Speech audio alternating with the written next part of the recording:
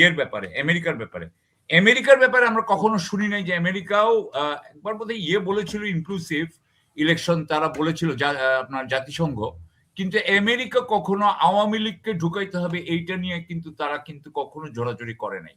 তারা কখনো বলে নাই জন্য দিস ইজ এই অবশ্য পালনীয় শর্ত হচ্ছে আওয়ামী লীগকে নিতে হবে, তারা বলে নাই। এবং তারা আরো একটা কথা বলেছে, এবং বোধহয় ইউরোপিয়ানরাও কথা বলেছে এটা বোধহয়, যে অংশগ্রহণমূলক বলতে কিন্তু দুই রকম জিনিস বোঝায়। একটা হচ্ছে যে আপনার যতগুলো পার্টি আছে সেই পার্টির মধ্যে 90% অথবা বড় বড় পার্টিগুলো, সব পার্টিগুলা অংশগ্রহণ করে, এটা অংশগ্রহণমূলক হইতে পারে। কিন্তু সেখানে যদি দেখা যায় যে মাত্র 30% of the population is voting, তাহলে সেটা কি অংশগ্রহণমূলক হবে? এটা কিন্তু একটা কথা আছে। আবার যদি এমন হয় যে না, সেখানে মাত্র 4টা পার্টি ছিল, 2টা পার্টি করে নাই, বাকি 2টা পার্টি করলো, কিন্তু 90% ভোটার এসে ভোট দিল, তাহলে কি আপনি দ্বিতীয়টাকে অংশগ্রহণমূলক নির্বাচন বলবেন না?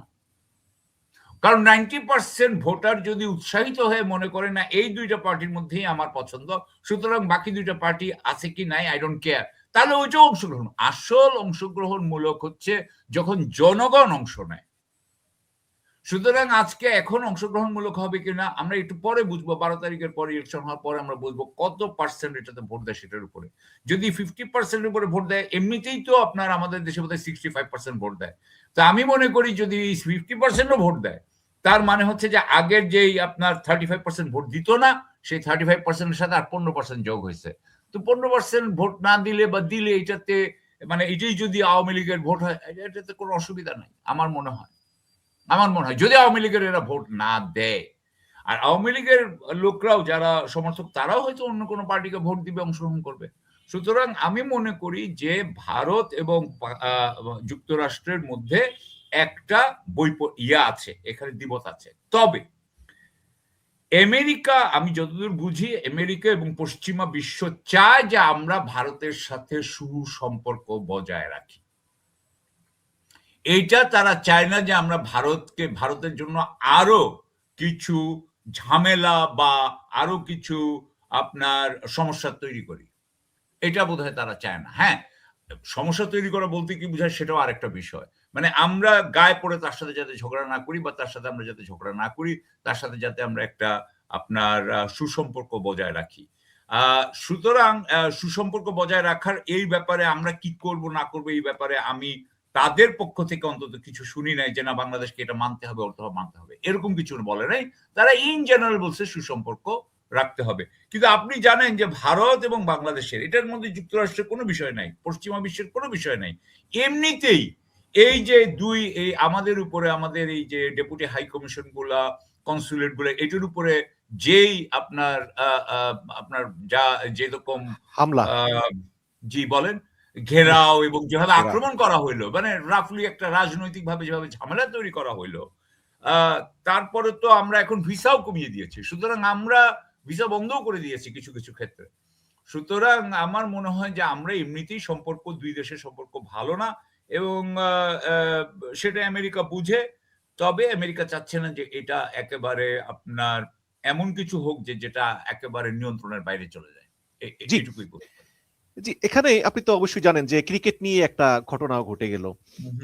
তো সব মিলিয়ে আসলে এই যে এই দীপু দাস হত্যা, এইসব বিভিন্ন বিষয় আসলে একের পর এক উগ্র হিন্দুত্ববাদীরা দূতাবাসে হামলা চালাতে যাচ্ছে, এবং ভিসা দেওয়া বন্ধ করে দিয়েছে বিভিন্ন মিশন, কলকাতা, তারপরে ত্রিপুরা, বিভিন্ন জায়গায়।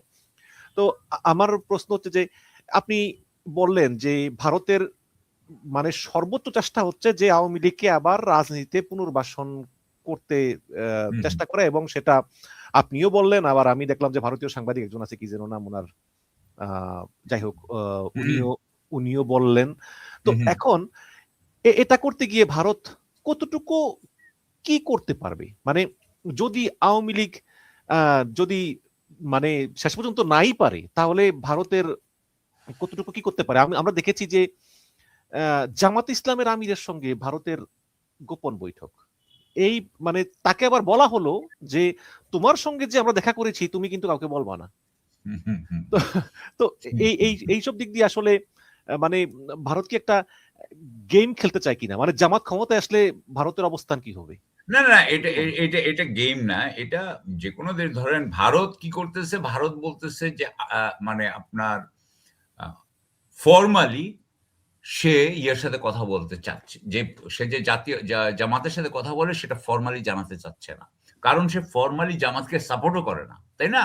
সে তো বলে যে সে সাপোর্ট করে বিএনপিকে, বিএনপিকে তবুও অ্যাকসেপ্টেবল, জামাতকে কোনো মতেই অ্যাকসেপ্টেবল না। দ্যাট ইজ মানে আমি ভারতীয় যে খবরাখবর পড়ি, তাদের যে সমস্ত এক্সপার্ট আছে তারা যেটা বলে, কারণ ইয়ে তো আপনার মিনিস্ট্রি অফ এক্সটার্নাল অ্যাফেয়ার্স, ওদের পররাষ্ট্র মন্ত্রণালয় সেটা বলে না, কিছুই বলে না। সুতরাং আমরা বুঝতে পারি যে ওদের অন্যান্য যারা আপনার কথা বলে তাদের কথাতে আমরা বুঝতে পারি যে এটা হচ্ছে গভর্নমেন্ট পলিসি। ইন্ডিয়ার গভর্নমেন্ট পলিসি হচ্ছে তারা জামাতকে সাপোর্ট করে না। তারা মনে করে জামাতের মাধ্যমে জামাত পাকিস্তানের সাথে অ্যালাইন, এবং পাকিস্তানের মানে জামাত আসা মানে পাকিস্তানের সম্পর্ক খুব ভালো হয়ে যাবে পাকিস্তানের সাথে, পাকিস্তান এখানে একটা আনডিউ অ্যাডভান্টেজ পাবে। সুতরাং সেই জন্য তারা জামাতকে পছন্দ করে না। At least that is their official, এটা হচ্ছে তাদের অফিসিয়াল কথা। অফিসিয়াল বলতে আমি আবারও বুঝাচ্ছি, তাদের এক্সপার্টরা বলে। এখন তার মানে কি এই না যে, তার মানে কি এই যে ভারত জামাতের সাথে তলে তলে কথা বলবে না? অবশ্যই বলবে। এটা এটা এটা কূটনৈতিক আবার একটা, এটা ইয়ে। আমরা যদি একটা দেশে যাই, সেই দেশে যদি আমার সরকার যদি বলে যেন অমুক দলের সাথে আমরা আনুষ্ঠানিকভাবে কথা বলবো না, কিন্তু আমরা যদি দেখি যে ওই দলটাও একটু ক্ষমতাশালী হয়ে আসতেছে, আমরা তার সাথে কথা বলবো। কথা বলাটা আমি মনে করি না এটা অপরাধ, এবং আমি অ্যাকচুয়ালি সত্যি কথা বলতে কি, কূটনৈতিক মানে পয়েন্ট অফ ভিউ থেকে কূটনীতিক যদি বলে যে ভাই আমার কথাটা আপনি আপনি প্লিজ স্যার আপনি আমার কথাটা গোপন রাখেন আপাতত, বা পাবলিকলি জানিয়েন না, এটা আমি মনে করি না যে খুব একটা বড় অপরাধ। এটা হতে পারে, বরং ভারত যেহেতু জামাতের ব্যাপারে তার স্পষ্ট অবস্থান আছে, সেই অবস্থানের পরিপ্রেক্ষিতে কূটনীতিক যে বলবে যে আপনি গোপন রাখেন বা পাবলিক করেন না, এটাই বরং আমার কাছে মনে হয় যৌক্তিক, কথাটা যৌক্তিক। এখন আপনি আসেন যে উনারা এত কথা বলে কেন, এই যে আচ্ছা সরি, এখন ভারতের আপনি বলছেন ভারত কি করতে পারে আমাদের, ভারত আমাদের কি কি করতে পারে। প্রথম কথা হচ্ছে, আমি একটা জিনিস খেয়াল করেছি, আমাদের বিএনপি এবং জামাত দুইজনই ভারতের সাথে বা দিল্লির সাথে সুসম্পর্ক বজায় রাখতে চেষ্টা করছে। হ্যাঁ, একেকজন একেকভাবেই করছে, এবং বিএনপির ব্যাপারে ভারত তো একটা নমনীয়তা অলরেডি প্রকাশ করে ফেলেছে, কিন্তু কিন্তু আপনার জামাতের ব্যাপারে করেনি সেরকম ভাবে। তবে আমি মনে করি আমাদের দুটো দলই দিল্লির সাথে সুসম্পর্ক বজায় রাখতে চায়, এবং তারা চায় না, এবং তারা প্রত্যেকটা ক্ষেত্রে, কারণ দেখেন আপনি সেই রিভার বলেন, নদী পানির বলেন, আপনি বাণিজ্য বলেন, আপনি সীমান্ত হত্যা বলেন, আপনি আমাদের সমুদ্র সীমায় বলেন, প্রত্যেকটা জায়গায় ভারত ইচ্ছা করলে আমাদের জন্য ঝামেলা করতে পারে। সুতরাং যারা আপনার একটু পরিপক্ক হবে, যারা শাসন করতে যাবে বাংলাদেশকে, তারা স্বাভাবিকভাবেই ভারতের সাথে গায়ে পড়ে ঝগড়া করতে যাবে না। হ্যাঁ, অবশ্যই আমার স্বার্থ রক্ষা তো আমাকে করতেই হবে, তো গায়ে পড়ে ঝগড়া করার তো আমি মনে কোনো ইয়ে দেখি না, কারণ দেখি না। তবে আমার একটা ভয় হয়, আশঙ্কা হয় যে আমাদের এরা আবার নমনীয় যাতে না হয়ে যায়, কারণ নমনীয় হইলে বাংলাদেশের জনগণ কিন্তু এটা অ্যাকসেপ্ট করবে বলে আমি মনে করি না। তবে তারা হ্যাঁ অনেক কিছু করতে পারে, পার্বত্য চট্টগ্রামে তারা করতে পারে, নানান জায়গায় তারা নানান ধরনের। আপনি আরেকটা করতে পারে, তারা তো তাদের ওখানে তো আমাদের সব ইয়েরা থাকে, দাগি আসামিরা তো সব থাকে কলকাতায়, আমার যতদূর মনে হয় ভাই। তো এখান থেকে খুন করে পালিয়ে যাওয়া, এগুলো তো অহরহ হয়েছে। হ্যাঁ, এগুলো এই গত হাদির ওসমানের ব্যাপারেও তো হয়েছে। সুতরাং এরকম হতে পারে। সুতরাং নানান ভাবে ভারত আমাদেরকে, আমাদের দেশের ব্যাপারে ঝামেলা তৈরি করার জন্য নানান ধরনের আপনার হাতিয়ার তার আছে, এবং সেগুলোর কথা চিন্তা করে আমাদের যারা তারা গায়ে পড়ে ঝগড়া করেন জি। না। 2023 সালে 24 সালে তো ওই যে আমিডামি নির্বাচন হলো জানুয়ারির 7 তারিখে। তো তার আগের বছর 23 সালে আপনি দেখেছেন যে কতবার এখানে মার্কিন যুক্তরাষ্ট্রের প্রতিনিধি দল এসেছিল, এবং কিভাবে তারা নিরপেক্ষ নির্বাচনের কথা বলছিল। কিন্তু জানুয়ারির 7 তারিখে হঠাৎ করে সব ঘুরে গেল। যখন ইলেকশন হয়ে গেল, তারপরে আবার দেখা গেল যে, আমার যতদূর মনে পড়ে বাইডেনের একটা চিঠি আসলো, যেখানে বলা হলো যে উনি শেখ হাসিনার সাথে আবার কাজ করতে চান। কিন্তু তারপরে তো যাই হোক, জুলাই বিপ্লব ঘটনা ঘটে গেল। এখন আমরা যতটুকু বুঝি সেটা হচ্ছে যে, আমরা কিন্তু তারপর থেকেই জানি, বা জুলাই ঘটনার পরে যখন 5ই আগস্ট যখন শেখ হাসিনা পালিয়ে গেলেন, এরপর থেকেই আমরা জানি যে ভারতের যে স্ট্র্যাটেজিটা ছিল সেটা হচ্ছে যে ইনক্লুসিভ একটা ইলেকশন করতে হবে, ইলেকশনের মধ্যে আওয়ামী লীগকে এবার ঢুকাইতে হবে। এবং তারা জানতো, তাদের ইয়ে ছিল যে এইবার আওয়ামী লীগ জিতবে না, কিন্তু তারপরেও আওয়ামী লীগ থাকুক, বিএনপি জিতবে।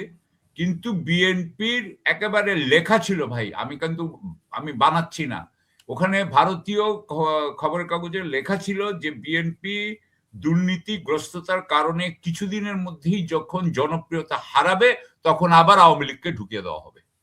দিস ওয়াজ দেয়ার প্ল্যান, এটা লেখা ছিল স্পষ্ট। এখন আমি এই জন্য বলি কি যে যদি ভারত যদি কোনোভাবে বিএনপিকে মানে ক্ষমতায় আসার জন্য সাহায্যও এখন করে, আলটিমেটলি ওই কাজটাই করবে। তারা কিন্তু ঠিক মতো শেষ পর্যন্ত বিএনপির বিরুদ্ধেই যাবে এবং আওয়ামী লীগ আবার ঢোকানোর চেষ্টা করবে। এটা হচ্ছে কি আমার মতামত, ওপিনিয়ন। আমি জানি না পরে কি চেঞ্জ হবে কি হবে না, কিন্তু আমার মনে হয় যে এখন পর্যন্ত আমি যতজন আপনার ভারতীয় আপনার কমেন্টেটরের কথা শুনেছি, সবাই আওয়ামী লীগের ব্যাপারে, আওয়ামী লীগ যে ভারতের 1 নম্বর চয়েস, এই ব্যাপারে কেউ কোনো দ্বিমত করে নাই, কেউ করে নাই।